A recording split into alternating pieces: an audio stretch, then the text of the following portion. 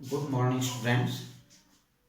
आज का हमारा टॉपिक है उत्पादन की तीन धारणाएं, यानी थ्री कंसेप्ट ऑफ प्रोडक्शन।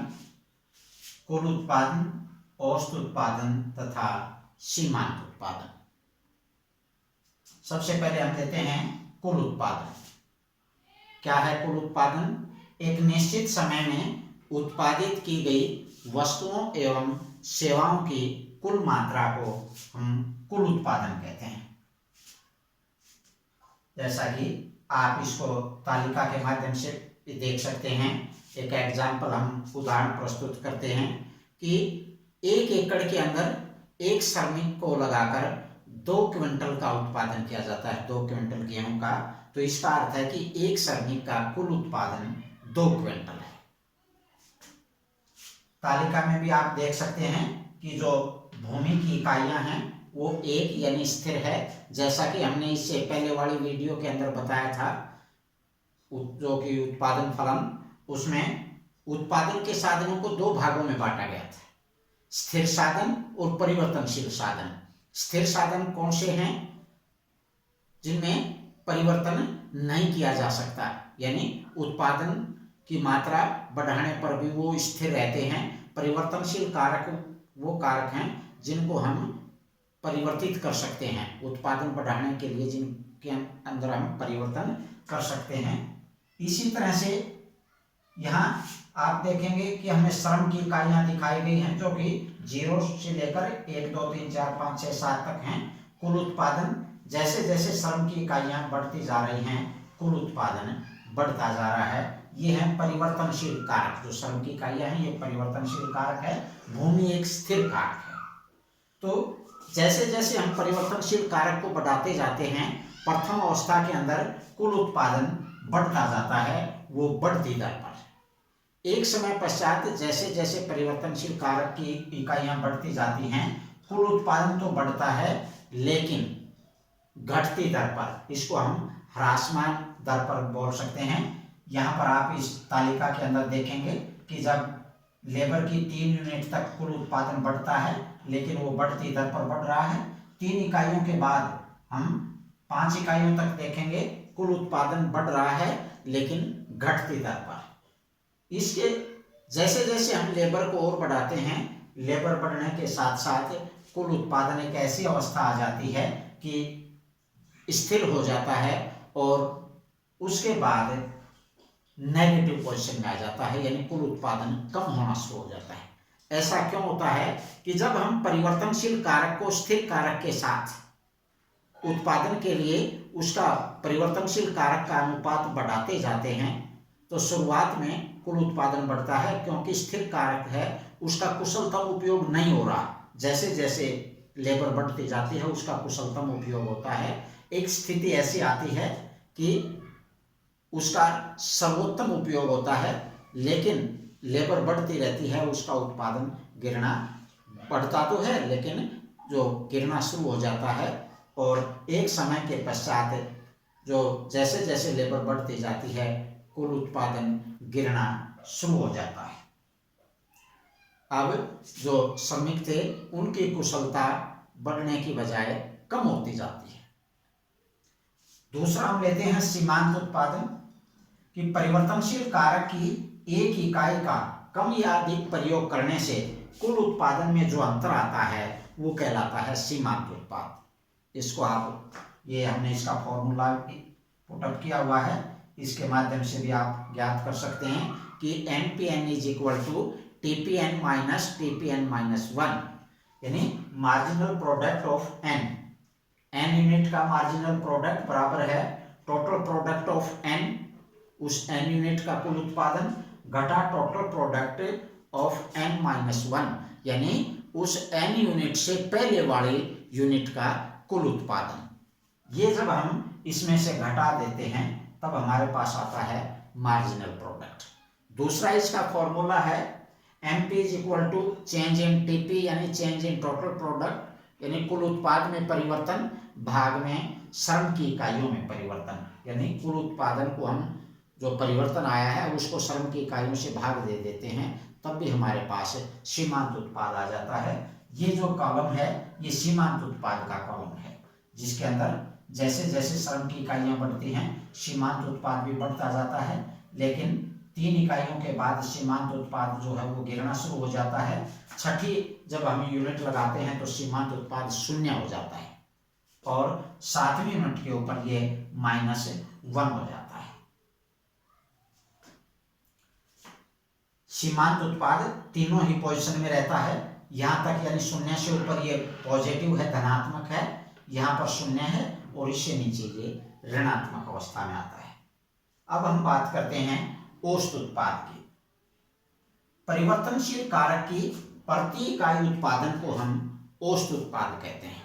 जो परिवर्तनशील कारक है उसकी प्रति इकाई यानी इस जो श्रम है, श्रम की इकाइयों की प्रति इकाई उत्पाद को हम औसत उत्पाद कहते हैं। AP = TP divided by L, यानी जब हम औसत कुल उत्पादन को श्रम की इकाइयों से भाग कर देते हैं तो हमें मिलता है औसत उत्पाद। जैसा कि इस कॉलम के अंदर दिखाया गया है कि जब श्रम की 1 इकाई है, कुल उत्पादन 2 है, 2 को जब हम श्रम की इकाई से भाग कर देते हैं तो औसत उत्पाद भी 2 आ जाता है। जब यहाँ पर श्रम की इकाइयाँ 2 हो जाती हैं तो कुल उत्पाद 5 को हम 2 से भाग कर देते हैं तो 2.5 यानी यहाँ पर ये 2.5 आ जाता है। जब श्रम की इकाइयाँ 3 हैं, कुल उत्पादन बढ़कर 9 हो जाता है, 9 को 3 से भाग कर देते हैं तो इसका मतलब प्रति इकाई उत्पादन जो है वो 3 है। तो ये इस प्रकार से औसत उत्पादन को प्रदर्शित करता है। यहाँ पर हम देखेंगे कि औसत उत्पादन जो है वो धनात्मक रहता है। ये सीमांत उत्पाद की तरह न तो 0 होता है और न ही नेगेटिव पोजीशन यानी नकारात्मक अवस्था में होता है। ये माइनस में नहीं जाता और न ही 0 होता है। क्यों? क्योंकि जब हम यूनिट लगाते हैं तो वो यूनिट कुछ न कुछ कार्य अवश्य करती है और कुछ न कुछ उत्पाद अवश्य होता है, तो इसलिए ये नेगेटिव में नहीं आता। अब हम इसके बाद बात करते हैं कुल उत्पाद, औसत उत्पाद और सीमांत उत्पाद के बीच संबंध।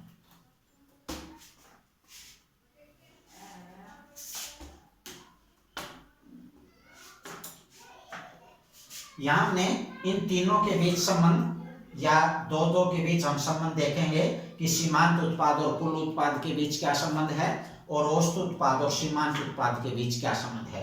इसके लिए हमने एक टेबल बनाई है, तालिका, जिसके अंदर कुल उत्पाद, सीमांत उत्पाद और औसत उत्पाद दिखाया है। इसी तालिका के आधार के ऊपर हमने डायग्राम बनाया है। ऊपर ये जो डायग्राम है ये कुल उत्पाद यानी जो टीपी टोटल प्रोडक्ट को शो करता है। नीचे वाला डायग्राम जो एपी और एमपी यानी औसत उत्पाद और सीमांत उत्पाद को प्रदर्शित करता है। सबसे पहले हम टेबल को देखते हैं। इस टेबल के अंदर वही भूमि की इकाइयां हैं वो स्थिर हैं, एक ही यूनिट ली है हमने। श्रम की इकाइयां हैं या परिवर्ती कारक है श्रम, यानी इसके अंदर हमने परिवर्तन किया है। यहाँ पर ये सीमांत उत्पाद है। जब श्रम की 1 इकाई लगाई जाती है तब सीमांत उत्पाद 6 है, दूसरी इकाई के ऊपर 14 है, तीसरी पर 28 है, चौथी पर 24, पांचवी पर 8, छठी पर 4, 7वीं इकाई पर सीमांत उत्पाद 0 हो जाता है और 8वीं इकाई के ऊपर माइनस में चला जाता है। इसी के आधार पर हम कुल उत्पादन को देखेंगे। कुल उत्पादन का फॉर्मूला भी होता है समेशन एमपी, यानी एमपी का जोड़ होता है। यहाँ पर जैसे कुल उत्पाद हम ज्ञात करेंगे, पहली इकाई के ऊपर सीमांत उत्पाद 6 है तो कुल उत्पाद भी 6 है, दूसरी इकाई के ऊपर सीमांत उत्पाद 14 है तो कुल जो उत्पादन पहले वो 14 था जो वो भी 6 में 6 और जुड़ जाएगा, 20 हो जाएगा कुल उत्पादन। जब हम तीसरे यूनिट लगाते हैं तो सीमांत उत्पाद 28 है, तीसरे यूनिट का इससे पहले जो था वो 20, तो 28 20 ये 48 हो जाएगा। और जब चौथी यूनिट लगाते हैं तो सीमांत उत्पाद 24 है, 48 में 24 जुड़ करके कुल उत्पाद 72 यूनिट का हो जाएगा। इसी प्रकार से हम यहाँ पर देखेंगे छठी इकाई के दौरान कुल उत्पाद जो है वो 84 है, 84 है, सर्वोत्तम है। 7वीं इकाई के ऊपर भी ये 84 रहता है, 84 यानी स्थिर हो जाता है। यहाँ पर ये 84 है, ये 7वीं इकाई के ऊपर भी, और 8वीं इकाई के ऊपर ये कम होकर 80 यानी सीमांत उत्पाद -4 आ जाता है। इसी प्रकार से हम इसके अंदर देखेंगे औसत उत्पाद। औसत उत्पाद अभी इसका फॉर्मूला बताया था, TP divided by unit of L, यानी टोटल प्रोडक्शन को हम श्रम की इकाइयों से भाग दे देंगे तो औसत उत्पाद आ जाएगा। ऐसे ही हमने जो कुल उत्पाद 6 है इसको 1 से भाग दे दिया, 6, 20 को 2 से, 48 को 3 से, और इस प्रकार से भाग देकर हमने ये औसत उत्पाद ज्ञात कर लिया। यहाँ पर हम डायग्राम देखें, कुल उत्पादन डायग्राम भी हमने टेबल के आधार पर बनाया है। यहाँ पर नीचे हमने लेबर की यूनिट को दिखाया है, श्रम की जो इकाइयां हैं वो, इधर कुल उत्पादन को हमने डिनोट किया है यहाँ पर। और आप देखोगे कि यहाँ पर ये टीपी जो है इस बिंदु के बाद गिरना शुरू होता है, ये टीपी कर्व है, यानी कुल उत्पाद वक्र है। इसमें हमने 3 यहाँ पर दिखाया गया है। इस पॉइंट के ऊपर हम देखेंगे, मान लिया ये के बिंदु है, इस के बिंदु तक कुल उत्पादन बढ़ता है, ये डायग्राम दिखा रहा है बढ़ती दर पर। उसके बाद ये यहाँ पर टी पर चला जाता है, के और टी के बीच का हम देखेंगे कि कुल उत्पादन बढ़ तो रहा है लेकिन घटती दर पर, ह्रासमान दर पर, और टी बिंदु के पश्चात जो है ये नीचे की ओर गिरना शुरू हो जाता है, कुल उत्पादन कम होना शुरू हो जाता है। यहाँ पर ये एपी और एमपी दोनों वक्र दिखाए गए हैं, इसी टेबल के आधार पर बनाए गए हैं। ये दोनों, जैसे जब लेबर की 1 यूनिट होती है तब ये औसत उत्पाद भी 6 होता है और सीमांत उत्पाद भी 6 होता है। 3 यूनिट तक हम देखते हैं सीमांत उत्पादन बढ़ता है और औसत उत्पादन भी बढ़ता है, लेकिन सीमांत उत्पादन जो है वो औसत उत्पादन की अपेक्षा तेजी से बढ़ता है।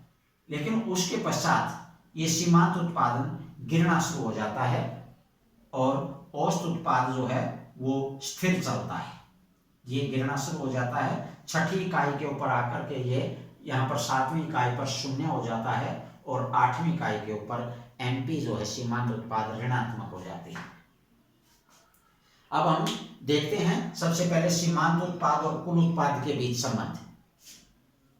सबसे पहला क्या संबंध है, जब तक सीमांत उत्पादन बढ़ रहा होता है कुल उत्पादन भी बढ़ती दर पर बढ़ रहा होता है। इसको आप दोनों तालिका के माध्यम से भी देख सकते हैं कि जब सीमांत उत्पाद बढ़ रहा होता है, सीमांत उत्पाद 6 से 14, 14 से 28, तब कुल उत्पाद भी बढ़ रहा होता है 6, 20, 48।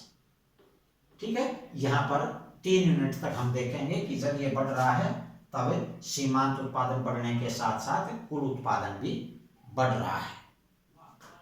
अगला संबंध है, जब सीमांत उत्पाद घटना शुरू हो जाता है तब कुल उत्पाद केवल ह्रासमान दर पर बढ़ता है। क्या कहता है संबंध, कि जब सीमांत उत्पाद घटना शुरू होता है, जैसे कि यहाँ पर घटता होता है, यहाँ 7वीं यूनिट तक घटना शुरू होता है, तो उस अवस्था में कुल उत्पाद बढ़ता रहता है परंतु ह्रासमान दर पर। ह्रासमान दर से क्या अभिप्राय है कि हम जैसे देखेंगे कि पहली यूनिट के ऊपर कुल उत्पादन 6 था, दूसरी पर 20 यानी अंतर 14 का, तीसरी पर 48 यानी अंतर 28 का, चौथी पर 72 यानी अंतर आ गया 24 का, 5वीं पर 80 यानी अंतर आ गया 8 का। कुल उत्पादन बढ़ तो रहा है, 80 से 84 अंतर आया 4 का। कुल उत्पादन बढ़ रहा है लेकिन घटती दर के ऊपर सीमांत उत्पादन उस अवस्था में गिर रही होती है, जैसा कि हमने यहाँ पर 6 तक देखा। जब सीमांत उत्पाद 0 MP = 0 होती है तब कुल उत्पाद में कोई वृद्धि नहीं होती, यानी कुल उत्पाद जो है वो उसके अंदर कोई वृद्धि नहीं होती। MP जो है वो 6ठी 7वीं यूनिट में हम देखेंगे कि यहाँ पर सीमांत उत्पाद जब 0 है तब इसमें किसी प्रकार का कोई भी अंतर नहीं होता। पहले भी 84 था, अब भी ये 84 है, 84 यूनिट का ही उत्पादन है। ये संबंध है इनके अंदर।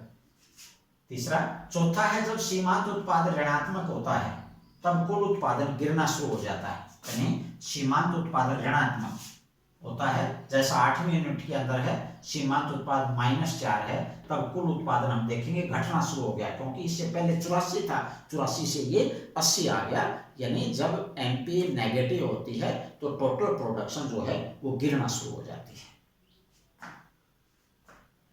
तो ये संबंध था सीमांत उत्पाद और कुल उत्पाद के बीच। अब हम देखेंगे औसत उत्पाद और सीमांत उत्पाद के बीच संबंध क्या है। इन दोनों के बीच संबंध, या ये जो नीचे वाले डायग्राम हैं इन दोनों में, सबसे पहला तो इन दोनों के बीच संबंध क्या है कि औसत उत्पाद और सीमांत उत्पाद दोनों का आकलन हम कुल उत्पादन से करते हैं।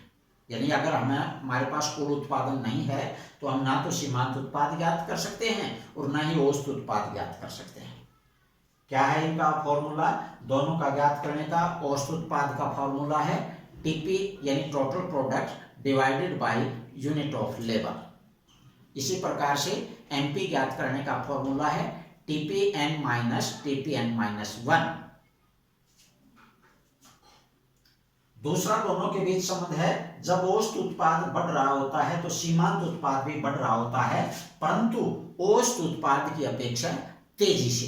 जैसे हम यहाँ पर देखेंगे क्या कहता है कि जब औसत उत्पाद बढ़ रही है, ये 6 से इस प्रकार से बढ़ रही है, तब हम देखते हैं सीमांत उत्पाद भी बढ़ रही है, लेकिन बढ़ने की जो दर है वो सीमांत उत्पाद की औसत उत्पाद की अपेक्षा ज्यादा है। ये कहता है दूसरा संबंध। क्या कहता है कि जब औसत उत्पाद बढ़ता है तो सीमांत उत्पाद भी बढ़ती है, लेकिन उस अवस्था में सीमांत उत्पाद जो है वो औसत उत्पाद से ऊपर होती है। तीसरा है, जब औसत उत्पादन घटती है, जैसे इस बिंदु के बाद औसत उत्पादन घटना शुरू होती है, तब सीमांत उत्पादन भी घटती है, लेकिन औसत उत्पाद की अपेक्षा तेजी से घटती है। यानी यहाँ पर MP is less than AP हो जाती है। जैसे इससे पहले वाले के अंदर MP is greater than AP था कि बढ़ने की दर भी उसकी ज्यादा होती है और घटने की दर भी एमपी की ज्यादा है एपी की अपेक्षा। तो ये संबंध है। अगला है, जब औसत उत्पादन अधिकतम और स्थिर होती है तब सीमांत उत्पाद औसत उत्पाद के बराबर होती है। यानी ये जिस बिंदु के ऊपर एक दूसरे को काट रहे हैं, ये क्या कहता है कि जब औसत उत्पाद ये औसत उत्पाद अधिकतम और स्थिर होती है तो उस समय सीमांत उत्पाद उसके बराबर होती है। यानी सीमांत उत्पाद यहाँ इस बिंदु के ऊपर इसके बराबर आ जाती है। इस अवस्था में MP is equal to AP होती है। और नेक्स्ट है, जब औसत उत्पाद हमेशा पॉजिटिव रहती है, ये पॉजिटिव है, धनात्मक है, जबकि सीमांत उत्पाद तीनों अवस्थाओं में हो सकती है, पॉजिटिव भी, शून्य भी और नेगेटिव भी। इसको आप डायग्राम के टेबल के माध्यम से भी देख सकते हैं कि टेबल के अंदर सीमांत उत्पाद की तीनों अवस्थाएं हैं। यहाँ पर 4 से लेकर यहाँ तक ये पॉजिटिव फॉर्म में है और इसके बाद शून्य है, इसके बाद नेगेटिव है। जबकि औसत उत्पाद को आप देखोगे ना तो ये नेगेटिव के अंदर है ना ही ये 0 के बराबर होती है।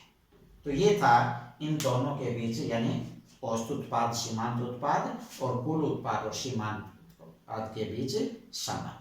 धन्यवाद।